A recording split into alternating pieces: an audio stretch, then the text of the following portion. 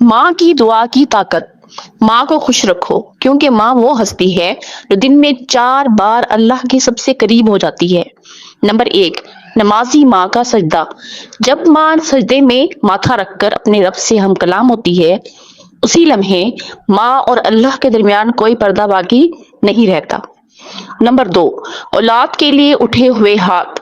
ماں جب اپنی اولاد کے لیے دعا کرتی ہے تو اس کی زبان سے نکلا ہر لفظ آسمانوں تک ایسے جاتا ہے جیسے روشنی کا تیر، اور اللہ اسے خالی نہیں لوٹاتا۔